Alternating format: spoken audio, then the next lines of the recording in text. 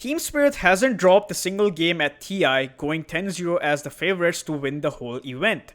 I've analyzed a bunch of their games, particularly those where it felt like they would lose, to see how they always manage to win every game.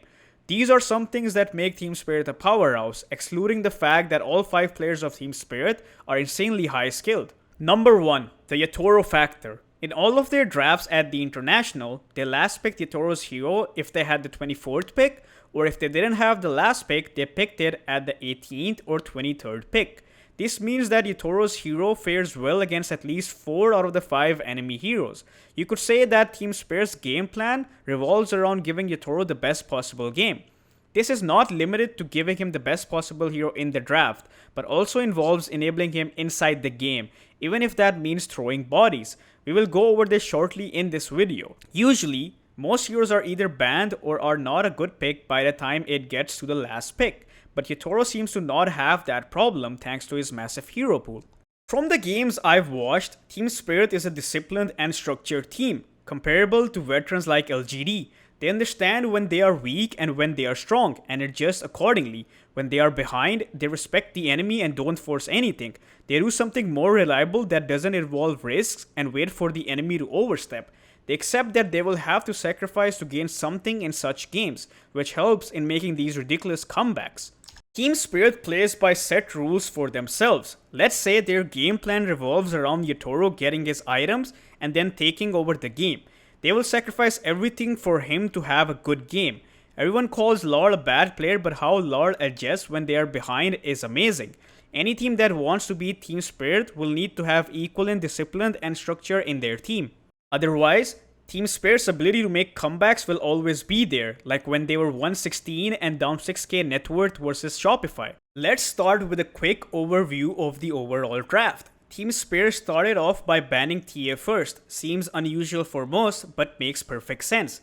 TA can be played as both carry and mid, which means she can be flexed as the draft unfolds. She also counters Laurel's heroes such as Kunkka, Pangolier, Earth Spirit, and Invoker. Since Team Spirit doesn't plan on picking it for themselves on the first pick, they decided to ban it. Shopify follows up by banning Treant and Dazzle. Both these heroes are considered broken in the current meta. Treant is a strong support in the lane, and Shopify probably does not like playing against it. Dazzle is a flex hero that can be played as a support, offlaner, and mid. Not to mention how strong the hero itself is, so it is a warranted ban. Team Spirit then bans Muerta, which both teams like to play because it can be flexed as both a support and carry. Since Spirit decided to ban it, it seems that they prefer picking something else on their first pick and don't want Shopify to have it either. In the first phase, you usually want heroes that you are really strong at, or something that can be flexed so your draft isn't straightforward to counter. Shopify then bans Brewmaster and Primal Beast. Collapse love playing Brewmaster, and unless the enemy bans it, they always first pick it for him, and it's a struggle to play against it. Primal Beast is another one of those beefy boys that can be flexed on both mid and offlane. Team Spirit follows up with a Pango ban and then first picks Enchantress. Miposhka loves Enchantress and has quite literally carried games with it. He's an absolute monster with this hero. Enchantress has a good laning phase thanks to her capability of controlling neutrals, which makes it impossible to trade with her, and she also scales throughout the game with her Hurricane Pike and Moonshot build. Pango is just too strong of a mid laner for quite some time now, and is good against Enchantress since he doesn't care about her ultimate and can burst her down. Shopify then picks Earth Spirit as their first pick. Earth Spirit is very strong in this meta because of the buffs he received. Both Crit and Abed can play this hero, so they can flex it. Team Spirit then bans Bristleback and Ancient Apparition. Both these heroes are good against Enchantress. Bristle doesn't care about Enchantress' ultimate and can kill her with his quills. Other than this hero is hard to handle and can be flexed as a carry and offlane. Shopify loves picking AA against Enchantress, and the spell amp plus healing cancellation combos well with Earth Spirit's magical damage. Shopify then bans Invoker, another mid hero. When you look at it, Primal, Pango, Dazzle, and Earth Spirit are no longer available. With the Invoker ban, there are very limited options for Team Spirit to pick as their mid. Shopify has the next pick and they pick Phoenix. Since they have the next two picks, they decided to show their support hero instead of showing a core and getting it countered. Phoenix is good against Enchantress because of the attack speed slow from the Fire Spears, which also applies to her creeps. Spirit responds with Kunkka and Skywrath Mage as their next 2 picks. Kunkka is probably the only mid-hero left out of the beefy boys in the meta, so yonking it right now is a smart choice. It can also be flexed as a position 4 if Shopify decides to flex Earth Spirit to position 4 and pick a counter for the Kunkka. Kunkka lanes well against Earth Spirit and can catch him later on in the game. Skywrath Mage can use his ultimate with Kunkka's X Mark both combo, and the silence of the Skywrath is good against Spirit heroes. Not to mention, it also ruins the Phoenix's ability to use Egg and be useful in fights. Shopify responds with Tusker and Dawnbreaker as their next 2 picks, revealing ES mid and Dawnbreaker offlane. This is a strong duo that helps against the Skywrath Mage burst with the Kunkka and can also lane well against pretty much any hero since they are picking blind into the Team Spirit's carry, which is yet to be revealed. Tusker Snowball and Dawnbreaker ultimate can be used to save. Team Spirit then responds with Troll as their last pick of the second phase. Notice how I mentioned at the start of this video that they prioritize giving Yatoro a good hero in the game. Troll can lane well against Dawnbreaker and Tusker thanks to both of them being melee, and Troll plus Enchantress can sustain against this lane while also posing a kill threat on them. Following this, they have 2 bans to cover this pick, so they decided to ban Faceless Void and Spectre. Troll is a bad hero if he can't press his ultimate or if he gets kited. Void can burst Troll inside the Chrono, and they have no saves for it. Since Shopify has global presence with Dawn, having an additional hero like Spectre who also has a global presence, Shopify can snowball Spirit easily. Shopify knows that Kunkka will likely be mid and they need a carry, so they ban Centaur and Beastmaster. Shopify has heroes that like to hard commit. They don't want to take long fights. Centaur can use Stampede and ruin that for Shopify. Beastmaster's aura is good for killing the egg as it gives attack speed in an AoE and has a BKB piercing disabled that can ruin Shopify's initiation. Spirit then picks Spirit Breaker as their last pick. Spirit Breaker is a broken hero at the moment with the buffs he received in the latest patch. His laning is weak, but once he gets the items and levels, he's kind of impossible to stop. Since they don't have the last pick, they need something that can show in lanes and shove waves whilst having good scalability. Shopify responds with the last pick Terrorblade. While it does have a good laning phase, the carry to carry matchup is bad. Spirit Breaker doesn't let Terrorblade play the game later on, and Kunkka is also good against him thanks to both Rum damage reduction and his board combo kills a small health pool hero like TB. Shopify lacked tower damage so far in their draft, so having a hero like Terrorblade makes sense. Well, now that the draft is done, let's head on to the biggest factors of the game. At this point of the game, Team Spirit has fumbled the early game and have lost their mid tower, and the top tower is going to fall soon. Shopify is pressuring them continuously. This analysis is going to cover how Team Spirit was able to overcome this situation. This is a perfect example of Team Spirit's discipline and structure. They see that they've made mistakes in the early game and now have to play from behind. They respect the fact that Shopify is stronger and don't want to engage in fights with them in any way. Basically, they don't want to force an objective or try to fight into them when they are weak. As a result, they gave Shopify 70% of the map and decided to utilize the 30% of the map. Now you're probably wondering, how do they get farm on their heroes with just 30% of the map? In situations like this, sacrifices need to be made. Team Spirit understands that in the late game, Troll has a better matchup against the Terrorblade. Kunkka's Storm combined with items on Spirit Breaker is going to be impossible for Shopify to deal against. But the biggest factor they need here is to get items on Troll to be able to fight at the earliest, or they will lose the game. They gave Troll the safest parts of the map. If you look at the division, Collapse is constantly pushing out the offlane and has a Midas to scale. They're not trying to hit towers or anything. They're just getting whatever they can at this point while giving Yatoro all the safe farm, which allows him to farm like he would in a normal game. So Spirit Breaker is pushing out the offlane, Troll is farming the triangle area. Where is Kunkka getting farm from? Well, Kunkka is the scapegoat in this scenario. Kunkka is a tanky hero with a blade mill, which means that if he shows up in a lane, and Shopify decides to punish him, they have to spend a lot of their big cooldowns in order to kill him. That is Laurel's job in this game. His way of farming is to show up mid and farm those waves, even if it means that he dies for it. Someone has to die to ensure that others get farmed. Now a question arises, which is that why doesn't Shopify try to invade Team Spirit's triangle and stop Yatoro from farming? You can see what happens here when they try. Here, Shopify smokes 3 heroes to go to the triangle, but on the way, their smoke gets cancelled by Lar's Kunkka. They commit everything on him, and after that, they cannot invade the triangle anymore since they don't have spells. Kunkka might be dying, but all this time, Collapse and Yatoro are getting farmed, and their heroes are Omega strong against Radiant's hero in the mid to late game, which is what Team Spirit is aiming for. It's not just important to have farm on both teams, but it's important which heroes get the farm. Before we move further, every video takes a lot of effort, and I want to keep helping you guys by making quality content. If you are enjoying the video, please make sure to like the video as it helps with the YouTube algorithm, and subscribe. Now back to the video. For the next 2 minutes, Kunkka and Enchantress continuously shove in mid-wave, positioned in a way that if Shopify decides to smoke towards the triangle, they will break it. Kunkka is getting farm out of these waves. Even if he dies, he is still doing something productive for his team. Eventually, Shopify goes to take Roshan and Spirit scans it. Instead of contesting them at Roshan, Team Spirit trades Shopify's mid tower for it. In this case, if Spirit didn't have discipline and didn't follow their game plan, they might contest Shopify at Roshan and feed them, leading to a snowball. They know that they just have to be patient and prolong the game till the point they get their items. After that, Shopify manages to find and kill Larl again, but they had to expend Dawnbreaker's ultimate for it.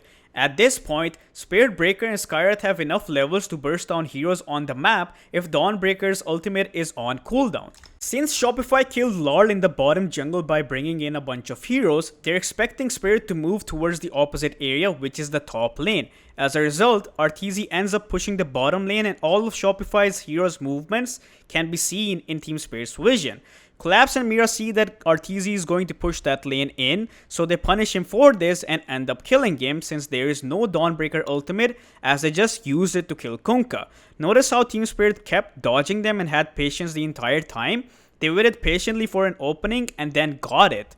4 minutes later, Abed is playing for the power runes. He sees that Spirit Breaker has showed mid, which is quite near the power runes. Abed also knows that Dawnbreaker ultimate is on cooldown, so he could put himself in a dangerous spot trying to play for the power runes alone. He goes for the rune and instantly gets gone on by Team Spirits and end up dying for it. And after that, Team Spirit goes in deeper with Troll BKB and gets a kill on Phoenix, which forces Shopify away from their own jungle. Both the TB death at bottom and Earth Spirit death just now have one common factor. Dawnbreaker ultimate was on cooldown. When I say that discipline is a big thing, this is what I mean. There's no respect for the enemy from Shopify's side. They're not calculating the risks. Both these deaths could have been avoided if they just said that, yeah, Dawnbreaker ultimate is on cooldown, and if we die here, it could give Spirit a chance to come back into the game.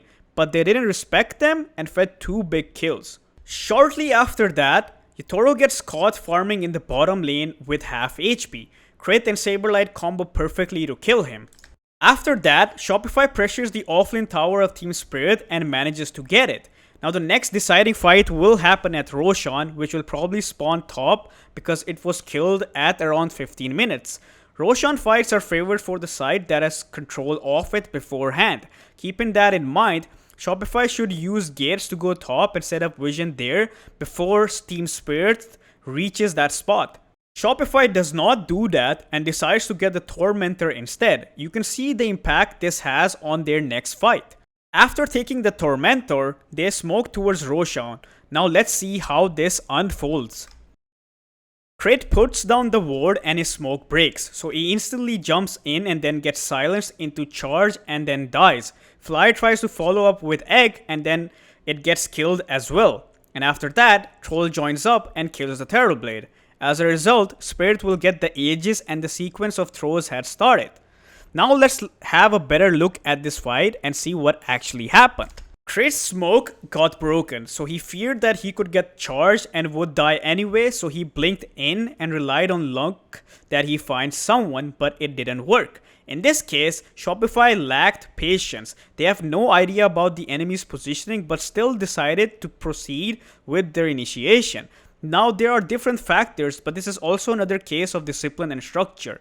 If Shopify doesn't have enough information to get the proper jump, why are they forcing it and putting themselves in a bad spot? A better alternative could be to let Earth Spirit roll in, as he has a lot of HP because of Hard, and then they have Dawnbreaker Ultimate to help him further, and use Tusker Snowball as a safety measure rather than something to initiate with. All of this could have been avoided from the get-go if Shopify hadn't wasted time on the Tormentor and taken control of the top side before Spirit could get there, and then force Spirit to fight in the vision disadvantage.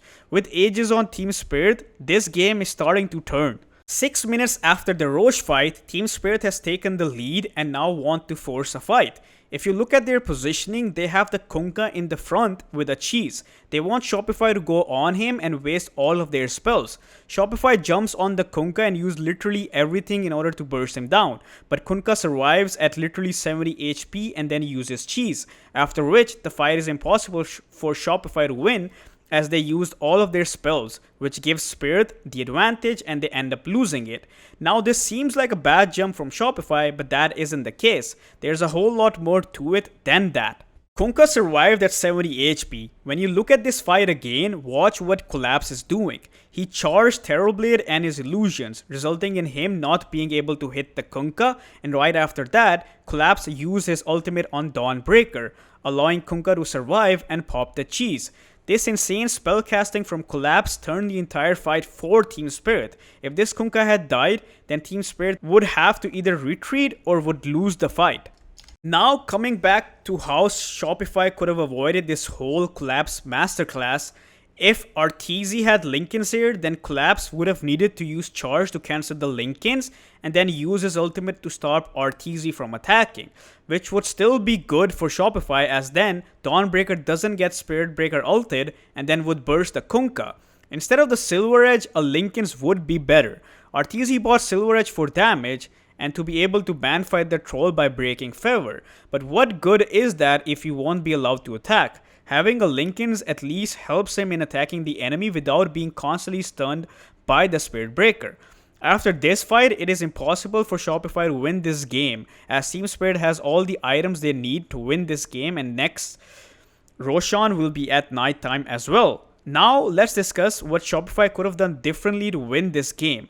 We've already discussed the first and foremost thing, which is respecting the enemy and having discipline, and you probably agree with me at this point. Now let's talk about some actual in-game mistakes that involves itemization mostly. In this game, Tusk got his blink at 22 minutes. In my opinion, with the lead Shopify had, they could have been pressuring the map a bit more, particularly objectives that force Team Spirit into a fight. Could be their offlane tower that would allow Shopify to invade their triangle easier, but the problem is, it is risky because Team Spirit has a lot of magical damage combos that can kill the TB, who is primarily going to be hitting the towers. Now in this case, if Tusk has a blink, he can save the TB with Snowball, but again, Tusk got his blink too late in this game. Tusker's investment in the medallion didn't pay off, and he was not farming much on the map, which led to a late blink. Arteezy should have bought an early BKB. Many people can argue that Spirit Breaker will waste his BKB, but Spirit Breaker cannot use charge on BKB without Ags. And at that point, Spirit Breaker had just a Midas and was building into an Octarine. Spirit had too much of the map and dodging capability, which would be limited if Shopify crossed the river more than once. They kept playing their side of the map regardless of the lead, which I think is a product of itemization that did not match the way they wanted to play the map. I think they could have still won this game with the way they itemized, but that includes them not dying on TB and Earth Spirit like they did in the mid game, and taking the Roshan fight with discipline. If you want to beat a team like Team Spirit, you need to respect them and have discipline, otherwise they will steamroll you. That will be it for this video. If you are interested in private coaching, you can join my Discord linked in the description. Please make sure to subscribe and like the video for more high quality content like this. If you'd like to support me and watch exclusive coaching videos, my Patreon is in the description. Other than that, I stream on Twitch, which can also be found in the description. Do let me know in the comments if you have any feedback. Otherwise, have a nice day and good luck with your games.